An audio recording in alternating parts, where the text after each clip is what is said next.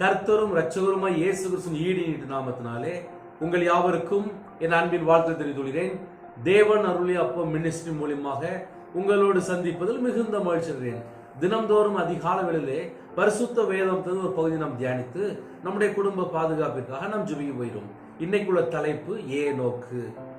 ஆதியாகமம் 5ஆம் அதிகாரம் 22 முதல் 24 ஆகிய வசனங்களிலே ஏனோக்கு மெத்சுலாவை பெற்ற பின் 300 வருஷம் தேவனோடு சஞ்சரித்து கொண்டு இருந்து குமாரரையும் குமார்த்திகளையும் பெற்றான். ஏனோக்குடைய நாளெல்லாம் 365 வருஷம். ஏனோக்கு தேவனோடு சஞ்சரித்து கொண்டு இருக்கையில் காணப்படாமற் போனான். தேவன் அவனை எடுத்துக்கொண்டார். ஹல்லேலூயா. கிறிஸ்துவில் பிரியமானவர்களே, தேவனோடு சஞ்சரித்தார். 300 வருஷம் ஏனோக்கு தேவனோடு சஞ்சரித்தார். ஏனோக்குக்கு மகளும் இருக்கிறாங்க, பையனும் இருக்கிறாங்க. 23ஆம் வசனத்திலே ஏனோக்குடைய நாளெல்லாம் 365 வருஷம். இந்த 365 வருஷத்துல 300 வருஷம் தேவனோடு சஞ்சரித்து கொண்டிருக்கிறார். இன்னைக்குள்ள செய்தி என்ன அப்படின்னா, எடுத்துக்கொள்ளப்படுவதற்கு முன்பாக ஏனோக்கு சாட்சி பெற்றார். தேவனோடு 300 வருஷம் வாழ்ந்த அந்த காரியம் குறித்து நம்ம தியானிக்க போகிறோம். எபிரேயர் 11ஆம் அதிகாரம் 5, 6 ஆகிய வசனங்களிலே விசுவாசத்தினாலே ஏனோக்கு மரணத்தை காணாதபடிக்கு எடுத்துக்கொள்ளப்பட்டான். விசுவாசத்தினாலே ஏனோக்கு மரணத்தை காணாதபடிக்கு எடுத்துக்கொள்ளப்பட்டான். இன்று காலவேளையிலே கர்த்தருடைய பிள்ளைகள் யாரெல்லாம் இணைந்திருக்கிறீங்களோ, கர்த்தருடைய பிள்ளைகளுக்கு முதல் பாயிண்ட் என்ன அப்படின்னா விசுவாசம். இந்த கடைசி காலத்திலே இக்கட்டான சூழ்நிலை, பல நெருக்கத்தின் மத்தியிலே கர்த்தருடைய பிள்ளைகள் இணைந்திருக்கிறீங்க. நமக்கு முதல்ல என்ன வேணும் அப்படின்னா விசுவாசம். விசுவாசம் நமக்குள்ள எப்படி காணப்படுகிறது என்பதை சற்று நாம் ஆராய்ந்து பார்க்கணும். 300 வருஷம் தேவனோடு சஞ்சரித்தார் அப்படின்னா எந்த அளவுக்கு தேவனோடு நடந்திருப்பார்? ஒரு நாளைக்கு 24 மணி நேரம். அந்த 24 மணி நேரத்துல நம்ம இருதயம் தேவனோடு எவ்வளவு தூரம் இருக்கு என்பதை ஆராய்ந்து பார்த்தால் கண்டுபிடிக்க முடியும்.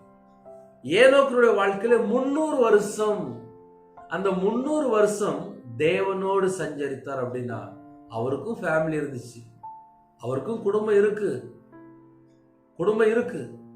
அப்ப இந்த கடைசி காலத்துல கர்த்தருடைய வருகையில நம்ம காணப்படணும் அப்படின்னா நம்ம இன்னைக்கு விசுவாச வாழ்க்கையில எப்படி இருக்கிறோம்? 365 வருஷம் ஏனோக்குடைய மொத்தம் வாழ்ந்த வாழ்க்கை, அதுல 300 வருஷம் ஏனோக்கு தேவனோடு சஞ்சரித்தார். விசுவாச வீரன் ஏனோக்கு விசுவாச வீரன். ஏனோக்கு தேவனுக்கு பிரியமா வாழ்ந்திருக்கார். இந்த கடைசி காலத்துல கர்த்தருடைய வருகையில நம்ம காணப்படணும் அப்படின்னா நமக்குள்ள விசுவாசம் எப்படி இருக்கு, தேவனுக்கு பிரியமானபடி நம்ம எப்படி வாழ்றோம்? ஒரு பக்கம் விசுவாசம், இன்னொரு பக்கம் தேவனுக்கு பிரியமானபடி எப்படி வாழ்றோம்? மூணாவது தேவனோடு எப்படி சஞ்சரிக்கும். மொத்தம் 4 பாயிண்ட் இருக்கு. முதல் பாயிண்ட் என்னன்னா விசுவாசம். ரெண்டாவது, தேவனோடு சஞ்சரிக்கணும் அப்படின்னாலே இந்த உலகத்துல தேவையில்லாம எந்த ஒரு காரியத்துல போய் சிக்கிக்க கூடாது. அது கண்களின் இச்சை, மாம்சத்தின் இச்சை, ஜீவனத்தின் பெருமை. அதுக்குள்ள போய் சிக்கியாச்சு அப்படின்னா உலகத்துல போய் சிக்கி கொள்வாங்க. நம்ம கிறிஸ்துவுக்குள் அடக்கம் பண்ணப்பட்ட பிள்ளைகளா இருக்கும்போது, ஆவிக்குரிய பிள்ளைகளா இருக்கும்போது, கர்த்தருடைய வருகையில நம்ம காணப்படணும் அப்படின்னா இந்த உலகத்துக்குள்ள எந்த ஒரு காரியத்திலையும் நமக்கு லிங்கே இருக்கக்கூடாது. நம்ம பரலோகத்து போற பிள்ளைகள். அப்ப பரலோகத்து போற பிள்ளைகள் வேற எந்த ஒரு சிந்தனையும் நம்ம வாழ்க்கையில இருக்கக்கூடாது. தேவனோடு சஞ்சரிக்கணும், தேவனோடு வாழணும் அப்படின்னு வந்தாச்சு அப்படின்னாலே இந்த பூமியில் உள்ள எந்த ஒரு காரியம் நமக்கு வேண்டாம். ஒரு மனுஷன் இயேசு கிறிஸ்துவை சொந்த ரட்சகரா ஏற்றுக்கொள்ளும் போது ரட்சிக்கப்படுறாங்க, விசுவாசி. அதுக்கப்புறம் கர்த்தருடைய பிள்ளைகள் அபிஷேகத்தை பெற்றுக்கொண்டு, பரிசுத்தாவியை பெற்றுக்கொண்டு கர்த்தருக்காக வாழணும். கர்த்தருக்காக வாழணும் அப்படின்னா தேவனுக்கு பிரியமானபடி எப்படிலாம் வாழணும்? கர்த்தருக்கு பயந்து கிருபைக்கு காத்திருக்கிறது மேல் தேவன் பிரியமா இருக்கிறார். கர்த்தருக்கு பயந்து அப்படின்னாலே தீமை வெறுப்பதே கர்த்தருக்கு பயப்படுகிற பயம். ஒரு மனுஷன் கர்த்தருக்கு பயந்து கிருபைக்கு காத்திருக்கிறவர்கள் மேல் தேவன் பிரியமா இருக்கிறார். அப்ப தேவன் யாரு மேல பிரியமா இருக்கிறார் அப்படின்னா கர்த்தருக்கு பயந்து கிருபைக்கு காத்திருக்கிறவர்கள் மேல். 2 பாயிண்ட். இப்போ நம்ம என்ன யோசிக்கணும் அப்படின்னா, காலை வேளையிலே கர்த்தருடைய பிள்ளைகள் இணைந்திருக்கிறீங்க. யாரெல்லாம் இணைந்திருக்கிறீங்களோ புதிய நாளிலும் புது கிருபை கேளுங்க. எனக்கு புது கிருபை தாங்கப்பா கேளுங்க. புதிய நாளிலும் புது கிருபை எங்களை நிரப்புங்கப்பா. அது ஒரு பாயிண்ட். 2வது, தீமை வெறுத்தால் மட்டும்தான் கர்த்தருக்கு நம்ம பயந்து வாழ்றோம். நம்ம கர்த்தருக்கு பயந்து வாழ்ந்தால் நம்ம குடும்பம் ஆசீர்வதிக்கப்படும். தீமை வெறுக்கும் போது நம்ம தேவனுக்கு பிரியமானபடி வாழ்ந்துட்டு இருக்கோம். கர்த்தருடைய கிருபை பெற்றுக்கொள்ள கர்த்தருடைய சமூகத்துல நம்ம காத்திருக்கும் போது நம்ம தேவனுக்கு பிரியமா வாழ்ந்துட்டு இருக்கோம். கட்டளைக்கு கீழ்ப்படிந்து கற்பனைகளை கை கொண்டு யாரெல்லாம் கற்பனை கை கொள்றாங்களோ அவங்க மேல தேவன் பிரியமா இருக்கிறார். கட்டளைக்கு கீழ்ப்படிந்து கற்பனை யாரெல்லாம் கை கொள்றாங்களோ அவங்க மேல தேவன் பிரியமா இருக்கார். 3வது பாயிண்ட், காணிக்கை செலுத்தி உண்மையா யாரெல்லாம் இருக்கிறாங்களோ அவங்க மேல தேவன் பிரியமா இருக்கார். செம்மையானவர்கள் ஜெபம் தான் தேவனுக்கு பிரியம். அப்ப கர்த்தருடைய பிள்ளைகள் ஆவிக்குரிய வாழ்க்கையில வளரவும் செய்யணும். கர்த்தருடைய வரிகளை நம்ம காணப்படணும்.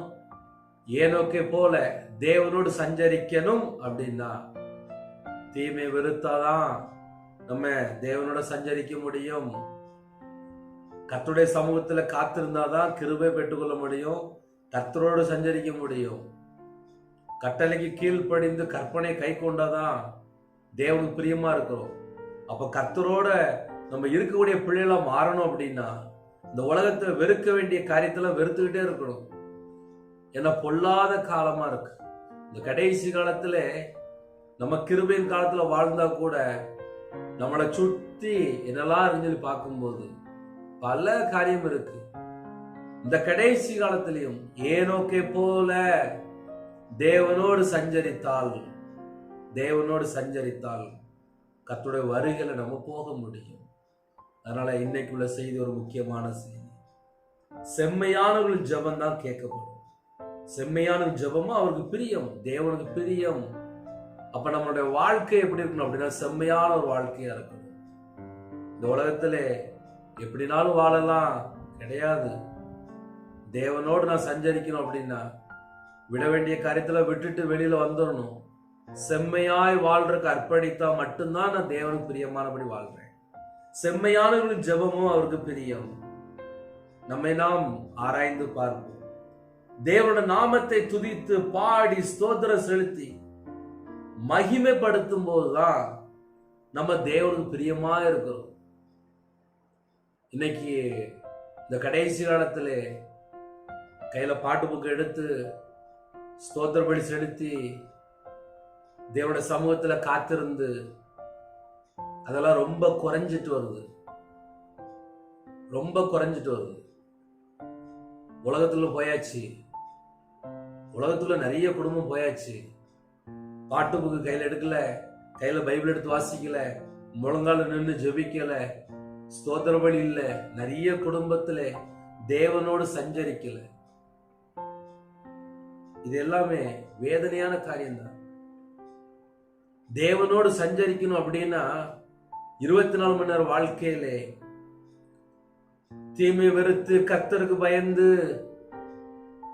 கிருபைக்கு காத்திருந்து கட்டளைக்கு கீழ்ப்படிந்து கற்பனை கை கொண்டு காணிக்கை செலுத்தி உண்மையா இருக்கணுமா, செம்மையான வழியில் நடக்கணும். கர்த்தருடைய பிள்ளைகள் ஆராய்ந்து பார்க்கணும். இந்த கடைசி காலம் எங்க பார்த்தாலும் எப்படினாலும் வாழலாம் அப்படின்னு சொல்லிட்டு பலவிதமான போதனைகள். நமக்கு பரலோகம் வேணும், நமக்கு நித்திய ஜீவன் வேணும், நித்திய ஜீவன் தருவேன் என்பதே அவர் நமக்கு செய்த வாக்குத்தத்தம். அந்த வாக்குத்தத்தம் நமக்கு வேணும் அப்படின்னா விட வேண்டிய காரியத்தை விட்டு தேவனுக்கு பிரியமானபடி வாழ்ந்து, ஏனோக்கை போல தேவனுக்கு பிரியமானபடி வாழ்ந்து, அதுதான் முக்கியமான பாயிண்ட். ஏனோக்கு தேவனோடு சஞ்சரித்தாராம். தேவனோடு சஞ்சரிக்கணும் அப்படின்னா தேவனுக்கு பிரியமான மனுஷன் தான் தேவனோட சஞ்சரிக்க முடியும். நம்ம அப்படி யோசித்து பார்ப்போமே. இப்ப நானே இருக்கிறேன், நான் என்ன செய்யணும்?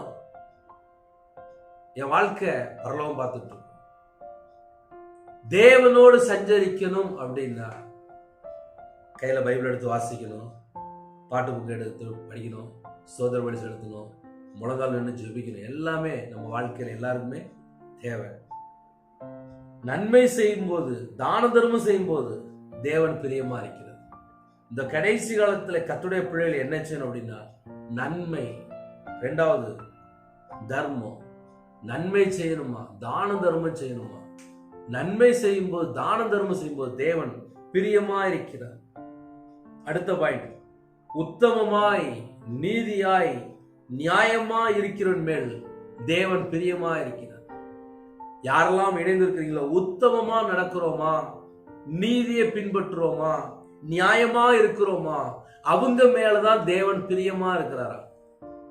தேவன் பிரியமா இருக்கிறோம் அப்படின்னா நம்ம எந்தெந்த இடத்துல கர்த்தரை விட்டு வழி விலகிறோம் கொஞ்சம் யோசித்து பார்க்கணும். பெற்றோருக்கு கீழ்ப்படியணுமாப்பா, பெற்றோருக்கு கீழ்ப்படிங்கள், இது கர்த்தருக்கு பிரியமானது. இந்த கடைசி காலத்துல தேவனுக்கு பிரியம் அப்படின்னா நிறைய குடும்பத்துல தெரியல. அது ஒரு வேதனையான சப்ஜெக்ட் தான். ஏன்னா இந்த கடைசி காலத்துல பெற்றோருக்கு கீழ்ப்படியாமல் நிறைய குடும்பத்துல கர்த்தருடைய வார்த்தைக்கும் கீழ்ப்படியல, பெற்றோருக்கும் கீழ்ப்படியல. அது ஒரு முக்கியமான ஒரு பாயிண்டா இருக்கு. ஏனோக்கு தேவனுக்கு பிரியமானவரா இருந்தார், தேவனுக்கு பிரியமானவனா இருந்தார். அப்ப அந்த கடைசி காலத்துல நம்ம என்ன யோசித்து பார்க்கணும் அப்படின்னா, விசுவாசத்தினால ஏனோக்கு மரணத்தை காணாதபடிக்கு எடுத்துக்கொள்ளப்பட்டான். எடுத்துக்கொள்ளப்பட்டான். தேவன் அவனை எடுத்துக்கொண்டபடியினாலே அவன் காணப்படாமற் போனான். அவன் தேவனுக்கு பிரியமானவன் என்று அவன் எடுத்துக்கொள்ளப்படுவதற்கு முன்னமே சாட்சி பெற்றான். எடுத்துக்கொள்ளப்படுவதற்கு முன்னமே சாட்சி பெற்றான்.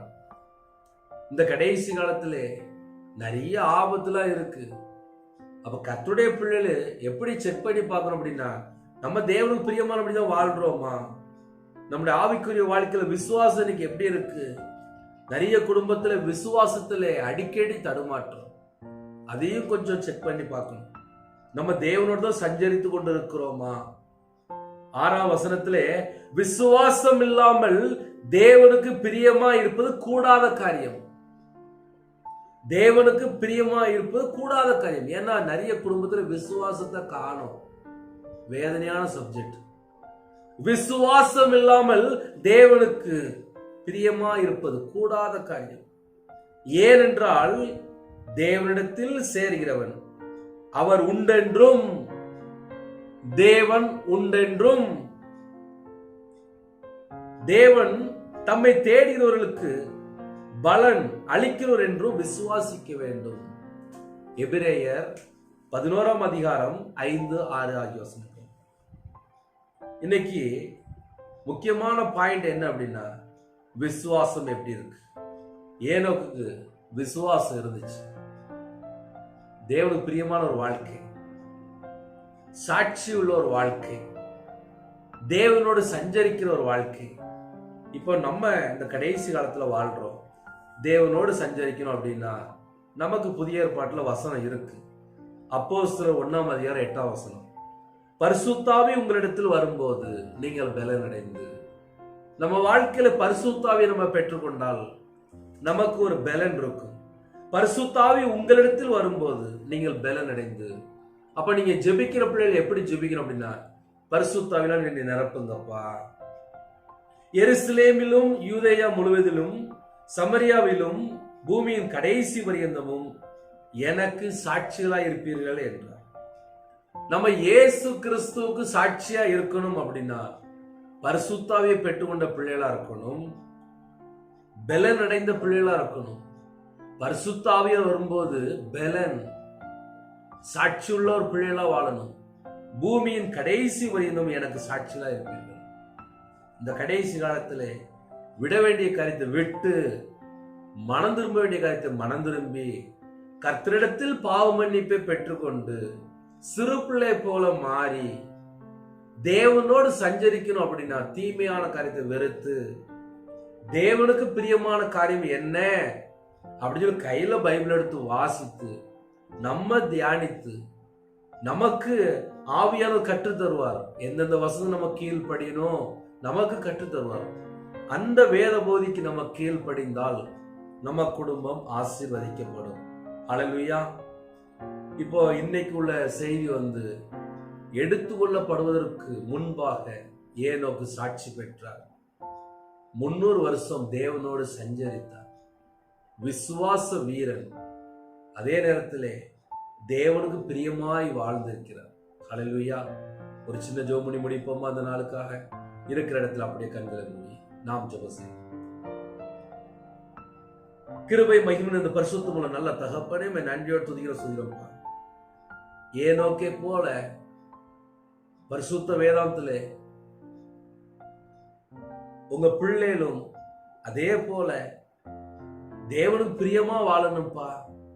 நாங்க எல்லாரும் தேவனுக்கு பிரியமானபடி வாழணும்பா. விசுவாசத்துல வளரணும்பா. உங்களுடைய வார்த்தைக்கு நாங்க கீழ்ப்படியணும். தேவனோடு சஞ்சரிக்கிற பிள்ளைகளா இருக்கணும். எங்களுக்கு கிருபை தாங்கப்பா. எங்களுக்கு கிருபை தாங்கப்பா. சாட்சியுள்ள வாழ்க்கை வாழணும். கிருபை தாங்கப்பா. விசுவாசத்துல வளரணும். கிருபை தாங்கப்பா. தேவனுக்கு பிரியமானபடி வாழணும். கிருபை தாங்கப்பா. தேவனோடு சஞ்சரிக்க கிருபை தாங்கப்பா. இந்த நாளைக்கான கிருபைக்காக 1000 மடங்கு நமக்கு நன்றி செலுத்திடும். யாரெல்லாம் இணைந்திருக்காங்களோ எல்லா குடும்பமும் இயேசு கிறிஸ்துவின் இரத்தத்தினாலே, இயேசு கிறிஸ்து நாமத்தினால் ஆசீர்வதிக்கப்படட்டும். குறைகள், குற்றங்கள் எல்லாவற்றையும் கர்த்தர்களுக்கு மன்னித்து உங்களுடைய இரத்தத்தினால கழுவி எங்களை சுத்திகரிங்க. எங்களை சுத்திகரிங்க. இந்த நாளில் யாரெல்லாம் வெளியில புறப்படுறாங்களோ எல்லா குடும்பத்தையும் கர்த்தர் ஆசீர்வதிங்க. ஜெப அபிஷேகம் தாங்க, தியானிக்கிற அபிஷேகம் தாங்க. எங்களுடைய இருதய மனக்கண்கள் தரங்க. வேதத்தை தியானிக்க, ஜெபிக்க, துதிக்க கிருபை தாங்க. சத்துருக்களை மேற்கொள்ள அபிஷேகம் நிரப்புங்க. உணர்வுள்ள ஆவியை தாங்க. கல்லான இதயத்தை எடுத்து போட்டு சதையான இதயத்தை தாங்க. மான் கால்களை தாங்க. காண்டாமிருத்த பலனை தாங்கப்பா. பரிசுத்தாவில நிரப்புங்க. அக்னி அபிஷேகம் நிரப்புங்க. கிருபையின் வரலாறு நிரப்புங்க. ஞான வரலாறு நிரப்புங்க. தீர்க்க தரிசன வரலாறு நிரப்புங்க. ரட்சிப்பின் வசதி தாங்கப்பா. நீதியின் சால்வை தாங்கப்பா. துதியின் அபிஷேகம் நிரப்புங்கப்பா. எங்களுடைய அவைகள் எல்லாம் கிறிஸ்துவோட அவையமா மாறட்டும். எங்க உடம்புல ரத்தம் எல்லாம் இயேசு கிறிஸ்து ரத்தமா மாறட்டும். கலாத்தியர் 4:6 தேவன் தமது குமாரனுடைய ஆவியை உங்கள் இருதயங்களை அனுப்பினார் என்று பேசும்படி குமாரனுடைய ஆவியில நிரப்புங்கப்பா. நிரப்புங்கப்பா. யாரெல்லாம் இணைந்திருக்காங்களோ புதிய எண்ணெயால் அபிஷேகம் பண்ணப்படட்டும்பா. எல்லாருடைய பாத்திரம் நிரம்பி ஒழியணும்பா. யாரெல்லாம் தாழ்த்துறாங்களோ பரிசுத்தாவி பெற்றுக்கொள்ளணும்பா. பரிசுத்தாவில நிரப்புங்கப்பா. உங்க பிள்ளைகளை நிரப்புங்க. ரெட்டிப்பான நன்மையை பெற்றுக்கொள்ளணும். கிருபை தாங்கப்பா. கிருபை தாங்கப்பா. கையின் கீழில் ஆசிரியங்கப்பா. அப்பத்தின் தண்ணியை ஆசிரியங்கப்பா.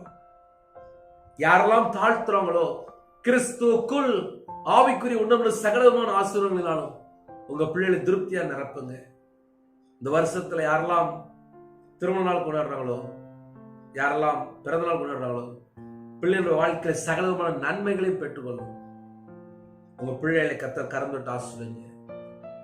கற்பத்திரிகை ஜுபின கர்த்தர் மனமறங்குங்க. இந்த வருஷத்துல கர்த்தர் ஆசீர்வதித்தாங்க. கற்பத்தின் கனி கர்த்தரால் கிடைக்கிற சுதந்திரம்ப்பா. உங்க பிள்ளைகளை ஆசீர்வதித்தாங்க. யாரெல்லாம் மாசமா இருக்காங்க தாயும் பிள்ளையும் ஆசீர்வதிங்கப்பா. டெலிவரி போறாங்க கர்த்தர் கூட இருங்க. கர்த்தர் கூட இருங்க. நார்மல் டெலிவரி ஆகிட்டாங்க. ஹாஸ்பிட்டல்ல அவசர சிகிச்சையில் எந்த குடும்பத்துல படுத்த படுக்கையோடு இருக்காங்களோ உங்களுடைய தலைமுறை கரத்துல தொட்டு சுகமாக்கித்தாங்க. எந்த குடும்பத்துல பலவீனத்தோடு ஜெபிக்கிறானோ, கண்ணீரோடு ஜெபிக்கிறானோ, கர்த்தர் உங்க பிள்ளைகளை சந்திக்கணும். உங்க பிள்ளைகளை சந்திக்கணும். உங்களோட அக்கிரமங்களை எல்லாவற்றையும் மன்னித்து குணமாக்கித்தாங்க. உங்களுடைய பாதத்தில் அர்ப்பணித்து கெஞ்சி கேட்கிறப்பா. என் நாமத்து நிமித்தம் எதை கேட்டாலும் சொன்னீங்க.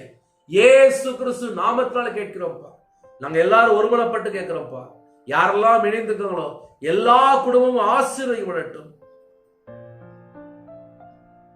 சிறுபிள்ளை முதல் கொண்டு முதியோர் வரை எல்லா குடும்பத்துக்கு வேலை அடைத்து ஆசீர்வதிங்க. வெளியில புறப்படுறாங்கப்பா, வாகனத்துல போறாங்க, எத்தனையோ குடும்பத்துல எத்தனையோ தேசத்துல இருக்காங்க, எல்லாரையும் உங்களுடைய ஜீவனுக்கு அர்ப்பணிக்கிறோம். எந்த இடத்துல இணைந்திருக்காங்களோ அந்த இடத்துல கர்த்தருடைய அக்கினி இறங்கி வரட்டும். பரிசுத்த அக்கினி இறங்கி வரட்டும். அக்கினி அபிஷேகம் நிரப்புங்கப்பா. உங்களுடைய வல்லமையால் நிரப்புங்கப்பா. புது கிருபையால் நிரப்புங்கப்பா. உங்களுடைய பிரசன்னம் இறங்கி வரட்டும். யாரெல்லாம் தங்களை தாழ்த்துறாங்களோ எல்லா குடும்பமும் இயேசு கிறிஸ்து ரத்தத்தினாலே, இயேசு கிறிஸ்து நாமத்தில் ஆசீர்வதிக்கப்படட்டும். புதிய வாசலை திறங்கப்பா. எந்த குடும்பத்துல தடைகள் காணப்படுதோ தடைகளை நீக்கி போடுங்க. எந்த கட்டிலே கஷ்டத்தின் மத்தியிலே கண்ணீரோடு கடன் பிரச்சனையோடு ஜெபிக்கிறவங்களோ எல்லாவற்றையும் நீக்கிருங்க. எல்லாவற்றையும் நீக்கிருங்க. உங்க பாதமுள்ள அர்ப்பணித்து கெஞ்சி கேட்கிறோம்ப்பா. உங்க பிள்ளைகளை ஆசீர்வதிங்க, ஆசீர்வதிங்க, ஆசீர்வதிங்க. இன்னைக்குள்ள தேவைகளை சந்திங்க. எல்லா குடும்பத்தையும் ஆசீர்வதிங்க. புதிய வாசல் திறந்து விடுங்க.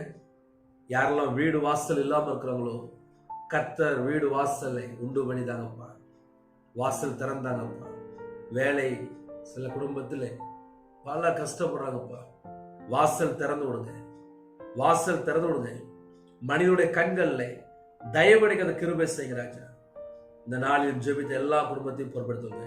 அப்பிரயோஜனமான ஊழியக்காரப்பா, தேவன் அருளி அப்போ மினிசன்ல தேவனுடைய கரத்தில் அர்ப்பணிக்கிறோம். யாரெல்லாம் இணைந்திருக்காங்களோ பிதா குமாரன் பரிசுத்த நாமத்தினாலே முத்திரை போட்டு எல்லா குடும்பத்துக்கு வேலை அடைத்து ஆசீர்வதிங்க. உங்க நாம மையப்படட்டும். உங்களுடைய ஜீவன்களை அர்ப்பணிக்கிறோம். கர்த்தர் பொறுப்படுத்துங்க. இணைந்திருக்கிற குடும்பங்கள் ஆசீர்வதிக்கப்படட்டும். திருமணத்துக்கு ஆயத்தமா இருக்காங்க, ஏற்ற துணையை தாங்கப்பா, ஏற்ற துணையை தாங்கப்பா. திருமணம் முடிந்ததுக்கு அப்புறம் நிறைய குடும்பத்தில் ஒருமனப்பட்ட ஆவியில்லை, பிரிவினை, சந்தேகங்கள், குடும்பத்துள்ள நிறைய காரியங்கள் எல்லாவற்றையும் மன்னித்து குடும்பம் சந்தோஷமா மனமகிழ்ச்சியா இருக்கணும். அவருடைய இதயத்துக்குள்ள தேவ சமாதானத்தால் நிரப்புங்க. கல்வாரி அன்பினால் நிரப்புங்க. யாரெல்லாம் இணைந்துக்காங்களோ அந்த குடும்பத்துடைய உபத்திரம் பாடுகள் எல்லாவற்றையும் நீக்கி ஆசிரியங்க. இந்த நாளில் ஜெபிக்கிற குடும்பத்தை கர்த்தர் ஆசிரியங்க. உங்களுடைய பாதங்களை தாழ்த்திடும். துதி கன மகிமை எல்லாம் ஒருவருக்கே செலுத்திடும். இயேசு கிறிஸ்து பிதாவே ஆமென். தேவனுக்கே மகிமையுண்டாதாக. கிறிஸ்துவுக்குள் பிரியமானவர்களே, தொடர்ந்து இணைந்தீர்கள். ஊழியத்துக்காக ஜெபித்துக் கொள்ளுங்கள். இரவு ஜெபிக்கிறோம், அதையும் தொடர்ந்து கேளுங்கள். கர்த்தர் உங்களையும் உங்கள் குடும்பத்தையும் உங்களோட வம்சத்தையும் உங்களுடைய தலைமுறையும் 1000 மடங்கு ஆசீர்வதிப்பாராக. ஆமென். God bless you.